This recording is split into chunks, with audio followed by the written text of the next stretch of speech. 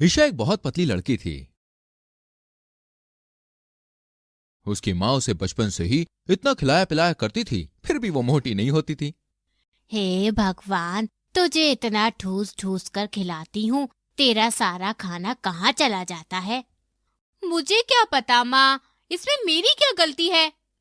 एक मैं हूँ जो थोड़ा सा खाना खाती हूँ फिर भी मोटी हो जाती हूँ, और एक तू है जिसे कितना भी खिला लो फिर भी पतली की पतली है। ईशा जो भी कपड़े पहनकर आती तो ऐसा लगता कि बांस की लकड़ी को भाई कपड़ा पहना दिया गया। हे भगवान, क्या होगा इस लड़की का? कौन करेगा इससे शादी? ईशा के लिए जितने भी लड़कों के रिश्ते आते सब उसे मना कर देते। पर असली बात तो कुछ और थी। ईशा को ऐसा लगता था कि अगर वो ज्यादा खाएगी तो वो मोटी हो जाएगी और फिर वो सुंदर नहीं दिखेगी। ईशा जो भी कुछ ऑयली खाना खाती बाथरूम में जाकर उल्टी करके उसे निकाल दिया करती। एक दिन ईशा के लिए सुनील नाम के एक लड़के के घर से रिश्ता आता है। चलो एक काम करती हूँ, इस ईशा को बहुत सारे कपड़े पहना देती हूँ, इससे वो मोटी लगेगी और इस बार रिश्ता हाथ से नहीं जाएगा। ईशा की माँ उसे बहुत सारे कपड़े पहना देती है और ईशा थोड़ी मोटी लगने लगती है। अरे वाह, आपकी लड़की सुंदर तो बहुत है। ईशा और सुनील की शादी हो जाती है। इसके बाद ईशा ससुराल पहुंचती है और ससुराल में चलो बहू, तुम जाकर आराम कर लो। जी मम्मी जी। ईशा अपने कमरे में जाती है और कपड़े चेंज करके आती है। अरे, तुम इतनी पतली कैसे हो गई? जी मैं तो हमेशा से ही पतली हूँ। लेकिन तुम इतनी पतली अच्छी नहीं लग रही हो। तुम्हें थोड़ा वेट बढ़ाना चाहिए। जी मैं पतली ही सुंदर अप्सरा जैसी लगती हूँ, अगर मैं मोटी हो गई तो मैं औरतों की तरह दिखूंगी। लेकिन मुझे इतनी पतली बीवी नहीं चाहिए। आपको रहना है मेरे साथ तो रहिए, वरना कोई बात नहीं, मैं अकेले ठीक हूँ। सुनील चुपचाप बिना कुछ बोले सो जाता है। अगले दिन सास के लिए वो चाय लेकर उसके कमरे में जाती है। अरे बहू, तू इतनी पतली कैसे हो गई? माँ जी, मैं अपनी बॉडी को हमेशा मेंटेन करके रखती हूँ।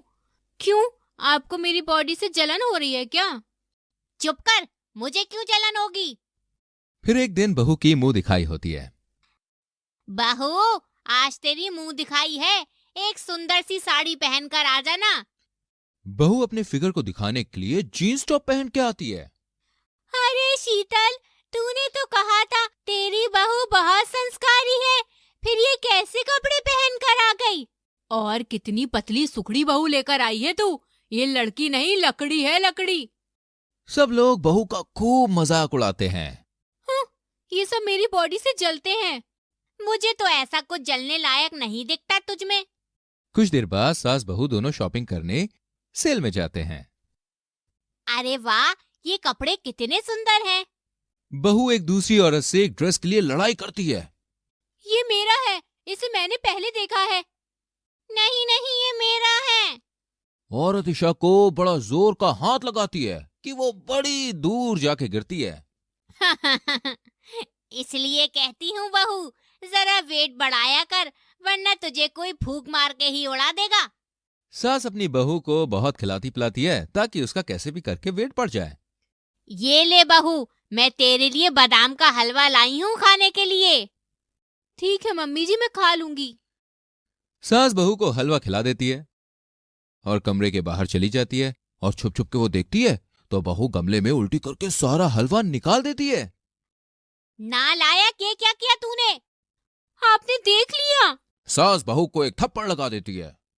मैं तुझे इतना लाड प्यार से खिलाती हूँ और तू ये सिला देती है मेरे प्यार का। सॉरी माँ जी, पर मैं मोटी नहीं होना चाहती। अरे बहू, तू अभी बहुत पतली है, कम से कम नॉर्मल तो हो जा।